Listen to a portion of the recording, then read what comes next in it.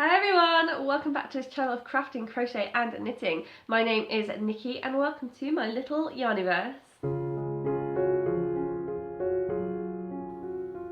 So yes, hello, welcome back to this channel. How are you guys doing? As always, let me know by leaving a comment down below. You know that I love to hear what you're making at the moment, so yeah, do leave a comment and say hi. I am super excited and doing great at the moment. There's a lot of exciting stuff happening right now and I really can't wait to tell you about it.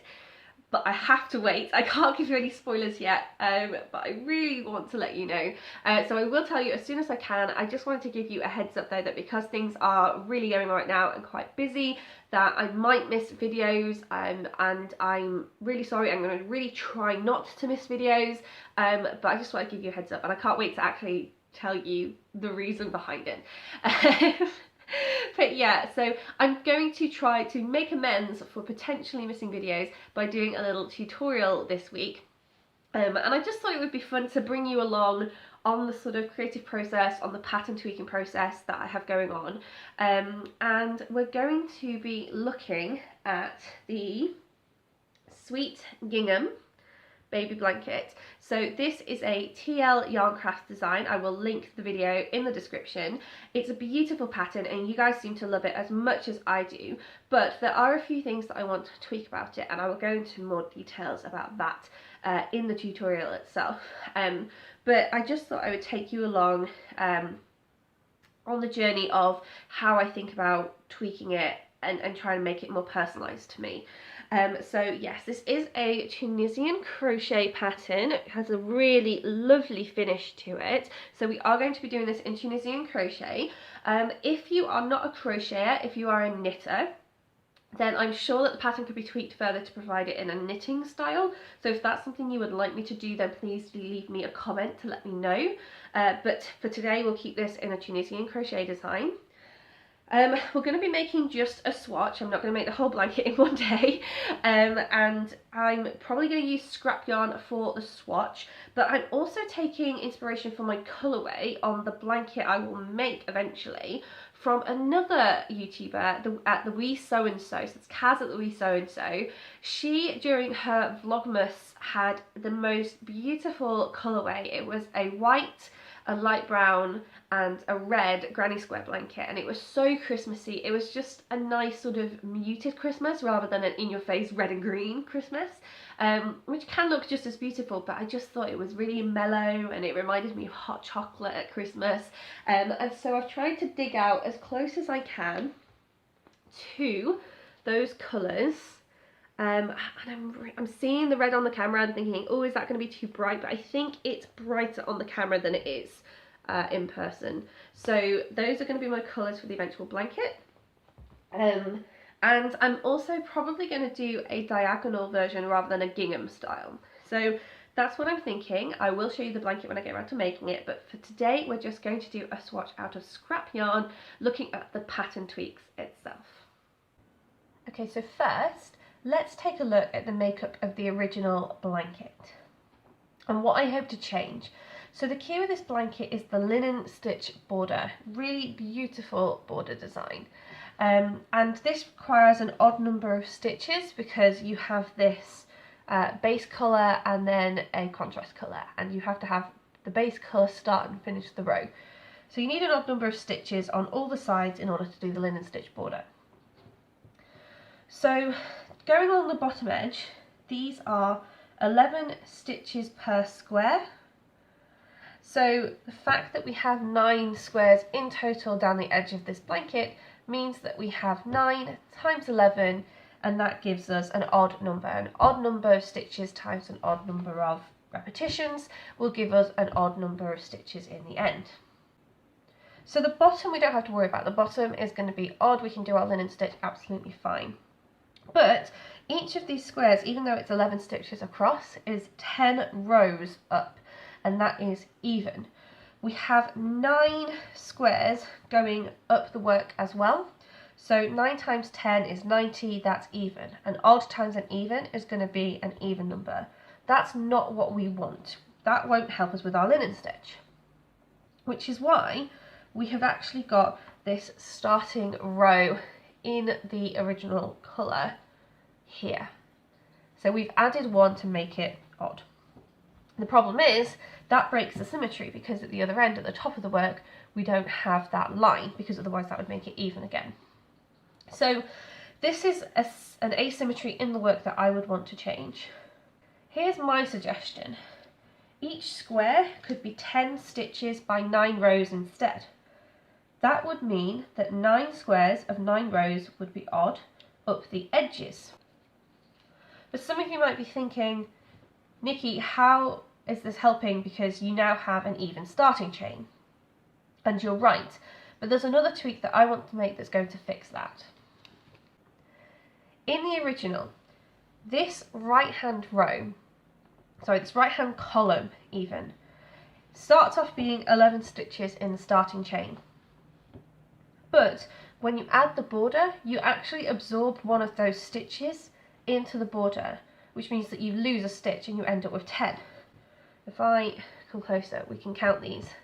We've got 1 ridge, 2 ridge, 3 ridge, 4, 5, 6, 7, 8, 9, 10. If we look at the square next to it, we have 1, 2, 3, 4, 5, 6, 7, 8, 9, 10, 11 ridges in this colour. So we've lost a stitch as the border's been worked up. So my plan is that when I do my even starting chain, I'm going to add one last stitch at the end. That means that the end column only of squares is going to be 11 stitches. So when the border is added, that extra stitch is what gets absorbed.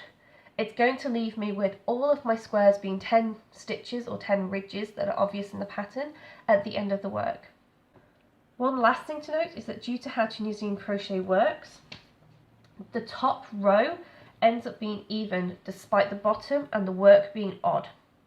It's tempting to try and chain to add a stitch, but this will actually add the stitch to the side, not the top. So we'll look at a fix for that when we add the border to our swatch later. Okay, so I said I was using scrap yarn to make this swatch, and I was not kidding. We have the delights of fluorescent orange, purple, really lilac-y purple, blue, red. So hopefully these colours will show up okay on the video. So notice that I've got several balls of yarn here. For every square you're going to want a separate ball of yarn. The only reason I don't have 2 here is because I'm being lazy, and I'm just going to, rather than cutting the orange, I'm just going to let it dangle and then pick it back up later, which is not what you're going to want to do on your actual blanket. I am being very lazy, I just don't want to cut ends. So yeah, we're going to pop these out the way for now because we don't need those until a bit later. I'm going to start with this orange colour here. Now this is the colour that's going to make our starting chain, and it's going to make the first square in our work. I'm going to get my Tunisian crochet hook. This is a terrible, terrible hook. If you're looking to buy Tunisian crochet hooks, don't buy wooden ones. Like, this is a horrid hook tip, and it's got a wooden join to the plastic cable that's so jagged and hasn't been smoothed that you're going to catch your yarn on it, and I've had to put tape over it. It's absolutely horrific. So it's probably one of the only times that I'm going to say it's worth getting just a single hook if you've got a project in mind, and not worrying about getting a set, because a cheap set or an affordable set is not worth it. If you're going to be doing lots of Tunisian crochet projects, then by all means go ahead and invest in a kit, but make sure that you do get a good quality one. So we're going to start making our chain here. The swatch is just going to be a 3x3 square, not the whole blanket.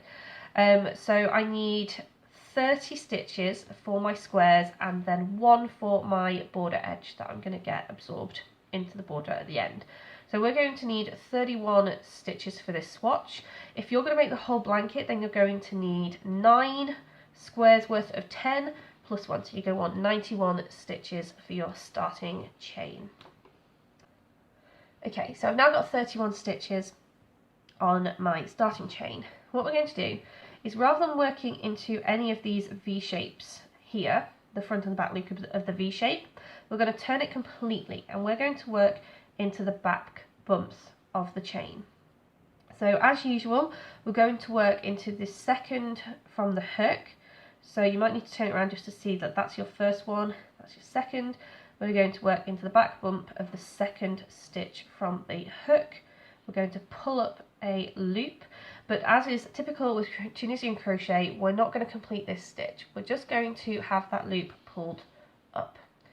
So we're going to do that, and we're going to pick up loops until we have 11 orange loops on our hook.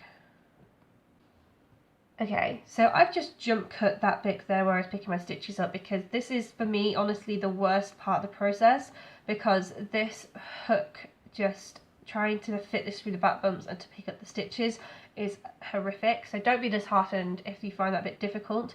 There's a sort of twisted irony that if you have looser stitches, you struggle to see where your back bump and your V's are, but it's easier to put your hook through the back bump and pick up a stitch. But if you want to make it easy to see where the back bumps are, then your stitches are too tight to get your hook through the back stitch. So there's a horrible twisted irony in that. But we do now have 11, so 2, 4, 6, 8, 10, 11 orange loops on our hook. Now we're going to pick up our next colour. So just so there's a big contrast, I have this purple. Now, in the original pattern, you would keep doing the whole first row in your original colour, but because that's a symmetry that's an asymmetry that I want to get rid of, we're just going to make sure that we leave a nice long tail in our work so that we don't lose the stitch. So we're going to put our hook through the next back bump. Or we're going to try. Okay, we're going to bring our yarn through that loop, and that's our first purple. And then we're going to go along the rest of the work, and we're going to pick up 10 purple loops in total. Okay, so we have 11 orange loops, and we're going to want 10 purple. Okay, we now have 10, 2, 4, 6, 8, 10 purple stitches on our hook. Now, why are we bothering to go through these back bumps if they're so tricky? You can see if I turn the work now that the V-stitch that we had originally is actually left on display. So when we want to add our border at the end, it's going to be really easy to work into those stitches. That's a really amazing tip that TL Yarn Crafts, Tony from TL Yarn Crafts, gives in her video tutorial for the gingham blanket. We're going to pick up our final colour now. So once again, we're going to go through the back stitch. We're going at the next back stitch, we're going to leave a long tail, pick up our yarn and bring it back through.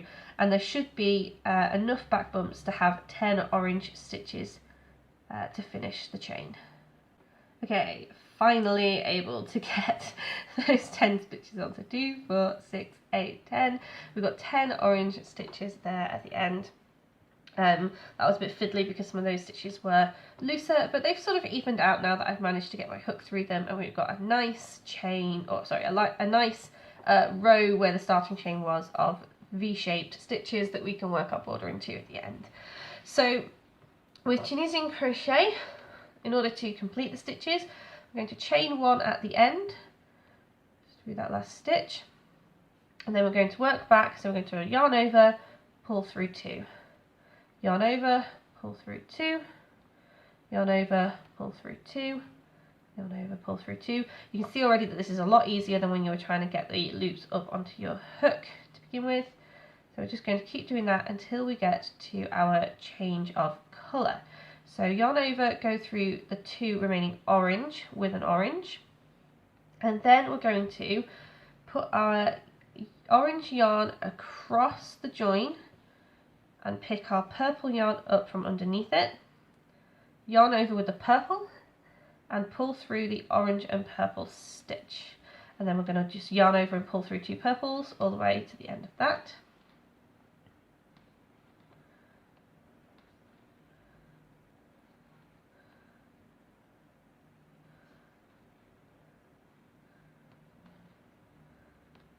Okay, my last yarn over, pull through 2 purple, and just sort of tighten those tails as you do that pull through. So they're getting a little bit tangled, so we're just going to untangle them for a moment. I'll show you a way that you can keep your yarn untangled in a minute, but when you're getting started it isn't so easy, so it's just easier to untangle them. So we're going to cross it over again, we're going to pull our orange up behind it and yarn over and pull through the purple and orange, and then we're going to work, yarn over, pull through 2 orange all the way to the end, and just going to untangle my purple.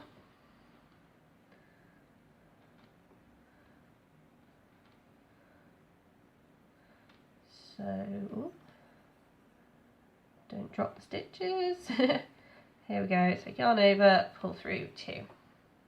So hopefully you might be able to see what we've got going on here. We have got ridge 1, 2, 3, 4, 5, 6, 7, 8, 9, 10 in orange. Ridge 1, 2, 3, 4, 5, 6, 7, 8, 9, 10 in purple.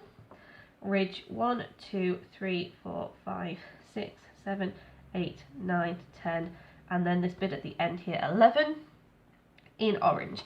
And that's the bit that's going to get absorbed into the border, because if we turn it, you can see that we're going to end up with these V-stitches up the side, making a really lovely border that we can go into. So we are going to go straight into the next row.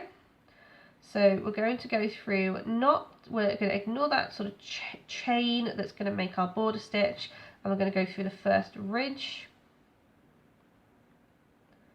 and we're going to pull up a loop, and we're going to go through all the ridges pulling up loops until we get to the colour join. So in the interest of not repeating content, I'm not going to do a whole thing on how you do Tunisian crochet and changing colour. I'm just going to show you this part because I have a way of keeping your yarn tidy, which is really important when you get to the stage of having 9 balls of yarn on the go, maybe more if you wanted to do this pattern in an even bigger style. So the key is to keep your yarn in the order that you would if you were starting the row, which is why when we were doing the first row it was a bit of a tangle. It was easy just to untangle it as we go, but now that we are set up, as we're working our Tunisian crochet from the start of the row, we can now start to look at where our yarn is kept. So I've got my orange over here. I'm going to cross my orange over the join and pull the purple out from underneath it. We're going to pull up from the ridges loops of purple. Now we're going to try and keep sort of the crossover sort of as high up here as possible and out the way. And we're just going to leave it there and pick up our purple stitches. You might be thinking, okay, but it's a tangle. When you've got 9 of them, surely it's going to be really, really tangled. But as I said in my other video on the Tunisian crochet, as long as you cross over in the same way each time, the tangle is going to be the same each time. And when you do the reverse pass, you actually undo the tangle as you go. So as long as you keep things ordered, as long as you keep your balls of yarn in the same place, it's not going to cause a problem. And we're going to show you that now just very quickly because we're going to do the next crossover. I'm just going to unwind a bit of purple so I've got a lot of give.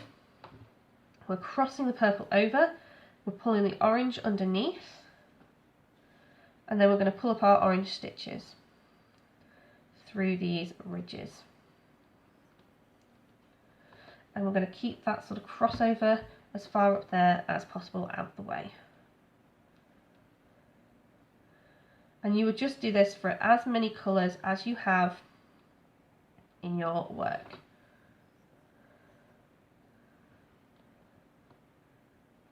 As long as it's an odd number, because otherwise you can't do a linen stitch. If you've got a different border in mind, then by all means go ahead. But if you want to do the linen stitch border, you need an odd number of squares. Okay. So at the end of the work, it's ever so slightly different. And I sometimes get this wrong. I think that you have to make sure you go into the space where you chained at the end. So you know at the end of the work we chained first. Go into that space, yarn over, pull through, and then chain 1. And then yarn over, pull through 2 all the way back. And I think as long as you go through the chain space rather than the yarn over, pull through, then you'll get a nice neat edge of V-stitches up the left side. So that would be the bottom, the right and the left side, all giving you nice neat stitches for your border. Really lovely pattern to work with. Okay, so I'm nearly at the end of my orange colour change here. I'm going to show you how this unknots. So here's my knot situation. I'm going to yarn over and pull through my 2 orange. I'm going to cross my orange over the work, pull the purple back from underneath, yarn over and pull through. And then you'll see, as I continue the yarn over pull throughs of the purple, that the purple knot has undone itself and the orange is free to go over here again. And I'll show you again on the next.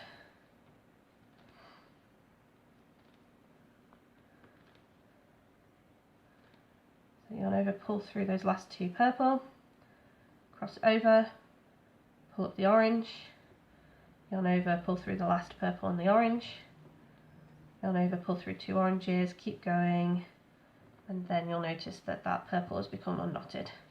And if you keep your work like that, then all the way through, it doesn't matter how many balls of yarn you've got, that's how you can stop it from getting tangled.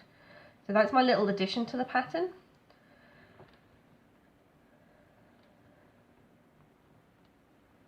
Okay. So at this point, what I'm going to do is I'm going to say that if you want to learn how to do the Tunisian crochet and the colour changes, you need to go and check out TL Yarncraft's video, because this is their pattern and I want to give them full credit for it. All I am doing here is providing a little bit of advice on how you can keep your yarn tidy and a few tweaks that I would like to do in order to make the pattern a little bit more symmetric to my eye. So I'm going to complete this swatch and I'm going to be doing 9 rows of the Tunisian crochet, not 10. And remember that we have 10, 10, 11. However many squares you have over here, it doesn't matter, they're all going to be 10 stitches. It's just this right hand side that needs 11. And basically you just go on making the swatch. And once we've done the swatch, I will then show you how that works up for the border. Okay, so I've reached the end of my first row of colours. I just thought I'd do a really super quick check-in to show you how you can work out that you've done 9 rows. So if you make sure that you uncurl it, because the Tunisian crochet does curl, these ridges are really useful. So if you count them up, we've got 1, 2, 3, 4, 5, 6, 7, 8, 9. So that's my 9th row complete. I also thought I'd just show you how now that it's working up you can see the difference in the length with that little stitch. So I'm just going to pop my tape measure on here. So my first square is about 1, 2, 3. Okay, so it's about 6.5 centimeters. My second square again is 6.5 centimeters, but my third square is actually pushing the 7. It's not quite there, but it's bigger than 6.5, and that's because of that extra stitch. But the second that we put that border in, it's going to bring it right back down, smack bang on 6.5. So we're going to have nice, evenly sized squares in all of our columns. So I'm going to work on my next row, which is my red, blue and red row, and I will, like I say, see you at the end of the swatch and explain how we're going to work with the border and how we have fixed some of the asymmetries. Well, I said it before and I'll say it again, I think this is probably the worst colour combination I have ever seen in my life. But that's okay, because we're getting to the end of October, and even though I don't usually celebrate Halloween, I think we can all agree that this colour combination is truly terrifying. So yeah, so I've got to the end of my swatch. So each of these squares is 10 stitches across and 9 rows up. And all I've got here at the bottom is just the starting chain was in orange, but we don't have that little extra row anymore, and I'm about to bind off the top of the Tunisian crochet just with a row of slip stitch. So what we would do is we would put our hook through those ridges and pull up a loop, but instead of leaving the loop, we're going to pull it straight through the previous stitch on the hook. And so that's how we slip stitch. We're just going to slip stitch all our way to the end. So I will meet you back when we have finished.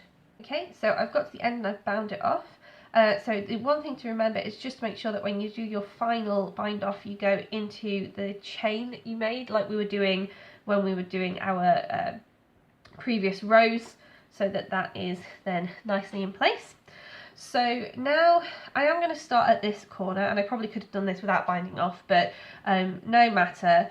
You don't know whether you would want to use the same colour for the border or not, so we will reattach our yarn. We are going to use the orange, and we're just going to work into that chain that we just bound off in, making our first stitch. And just so that we can keep an eye on it, I am going to put a stitch marker in. Now, because we're working down the side, we've got 9 rows on each square, so we want to make sure that in this swatch we want 27 in total. If you're doing the full blanket, you're going to want 9 times 9 squares, so that's going to be 81. Or 9 times however many squares that you're doing if you're going for a bigger blanket. So just on the first one, and as we make our way down this orange, we'll see that we have 9 little nice V-shaped stitches to go into with our crochet hook. I'm using a normal crochet hook now, no longer the Tunisian crochet, and it is a size smaller than the Tunisian crochet hook because we don't need as loose a stitch anymore. So there should be 9 stitches now. I've got to the end of this orange, so we've got 2, 4, 6, 8, 9, just as we expected. So now we're going to do the same thing going down the red. So again, we've got 2, 4, 6, 8, 9 spaces where we can do our orange border stitches, just doing single crochet, and I will meet you back at the end of the row. Okay, so I'm nearly at the end of the row. I've just got the last stitch to do. I just want to point out that there is a potential confusion based on where the holes are at the end of this particular side, because where we started the chain here. So the easiest thing to do is just to be able to count back. So that's why we've got our stitch marker in place. We've got 2, 4, 6, 8, 10, 12, 14, 16, 18, 20, 2, 4, 6. So we only want one more stitch, but we have 2 holes. And that's because this first hole is our last stitch, and the second hole is going to be the first stitch of the next side. So we're going to work into this first hole to do our 27th, our last stitch of the border on this side. We're going to chain 2, and we're going to come back round, and we're going to do a single crochet into that second hole, which is in fact the first of the next row. So we're now going to do, and I'll mark that as well just so we can keep an eye on it, even though we do have the chain 2 space as an indicator. I will just make it more obvious with the stitch marker because I know that my camera setup isn't the best. So each square is 10 stitches. We've got, if we start from this ridge of purple, which is the last stitch of the purple, we've got how many ridges of orange? We've got 1, 2, 3, 4, 5, 6, 7, 8, 9, and the 10th is just right up against where we did our border. So we've got our 10 rows. So we'll do our 10 stitches. Here we have got our first one already, so second, third,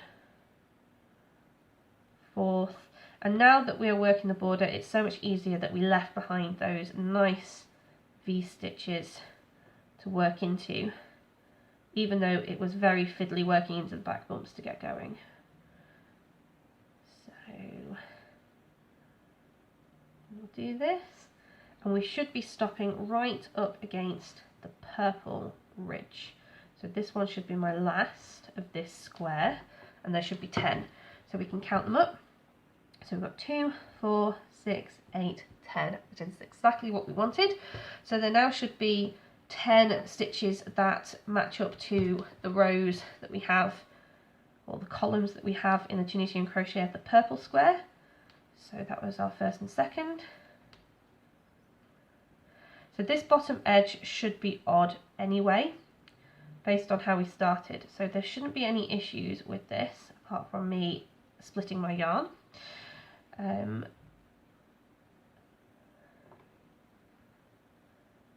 it's the final edge that we're going to have the problems with at the top. So this should be the 20th. So started in here. So there's 2, 4, 6, 8, 10. We have got another 10 to do here for the square, and then that final one to make it odd. This is going to be really important to count now. So that's our last purple one. So we've got 2, 4, 6, 8, 9 so far. There's one for the 10th. And then the 11th is a little bit tricky because it's sort of sat on the corner. So just try and wiggle it around, find where that V shape was, and go into it. There's our 11th. So now we've got odd number down the bottom. We're going to chain 2, make our way back up this side. So this should be easier again because this is just 9 per section. So we have got 2, 4, 6, 8, 9. So that's the first one that we're going into. And just again, so that we can keep track, I'm going to put another stitch marker in. Okay, so I've just done, for now, 9 stitches up the side, and I'm going to show you how we've managed to absorb that extra stitch that we did earlier. So we've got here, on the purple, maybe is a little bit easier to see, these ridges where each, let's turn it this way. We've got these ridges where each of our stitches was worked and pulled up the swatch as we made it. Each ridge has got a little sort of section of stitch that's at the back of the, more to the back of the work being pushed forward next to it. So that right there, a ridge and a background stitch, makes the full stitch. So we want to make sure we have 10 of those. So there's on our purple, 1, 2, 3, 4, 5, 6, 7, 8, 9, 10. We want to make sure that we have that on the orange. So 1, 2, 3, 4, 5, 6, 7, 8, 9, 10. So what happened here is the 11th stitch that we added only really contributed a ridge, and that ridge was because it was like the front loop of the chains that we just worked into.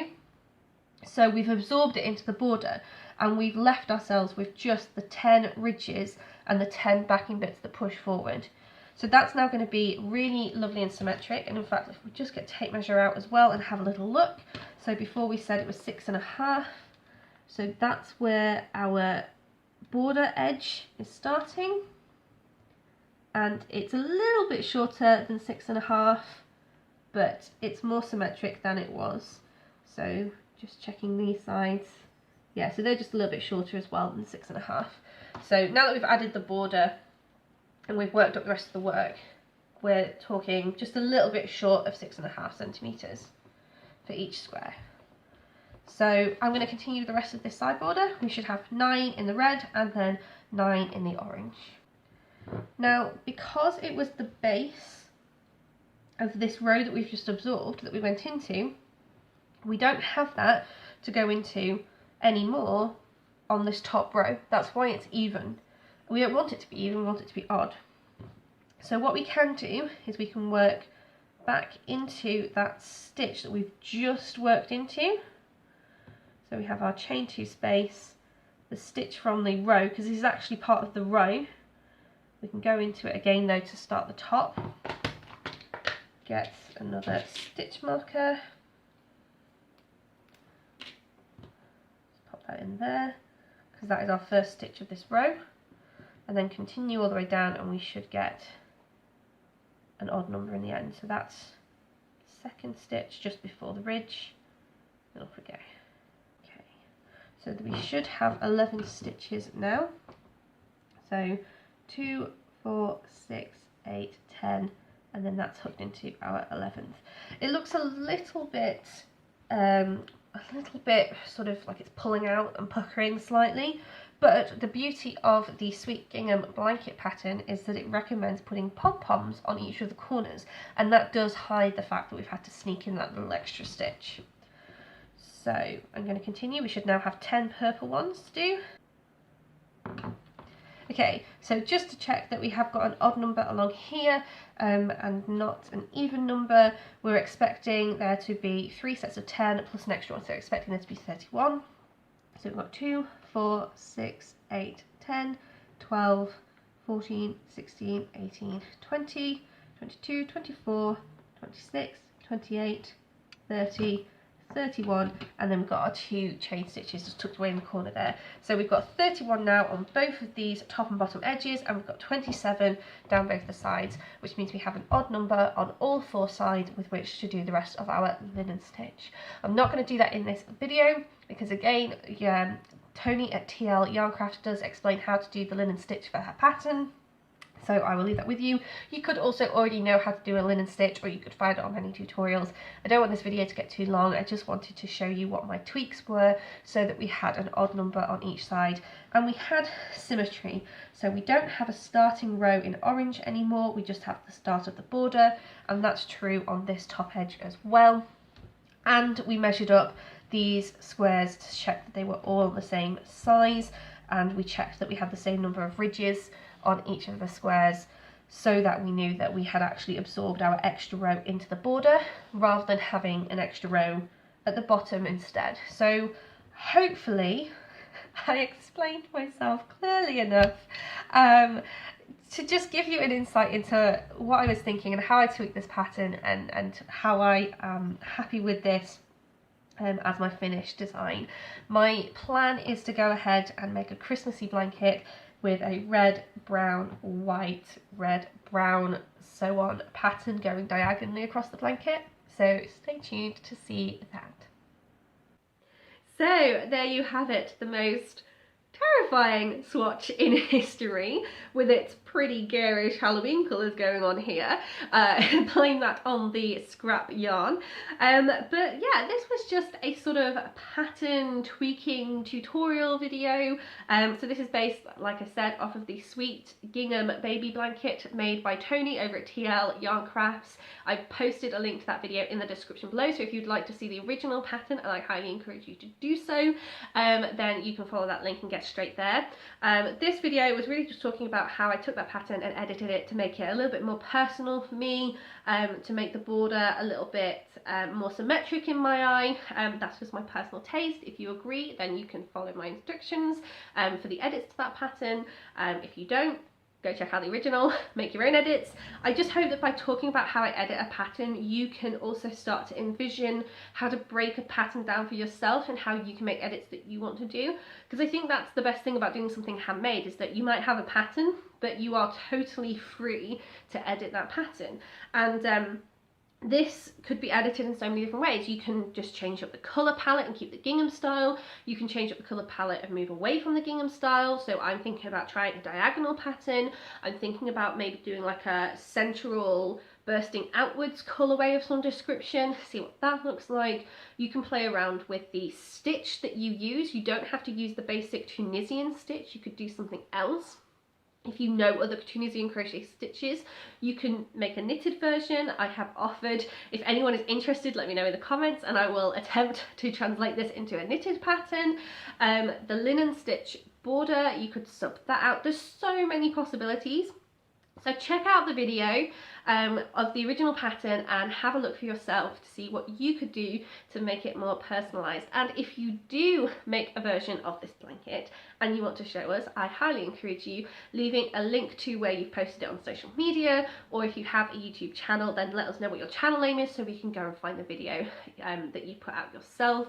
I'd love to see what you guys make of this pattern because so many people loved this pattern. I want to see what you did with it. So I can't wait for you to share those with me, and until the next time, I will see you in another video. Bye!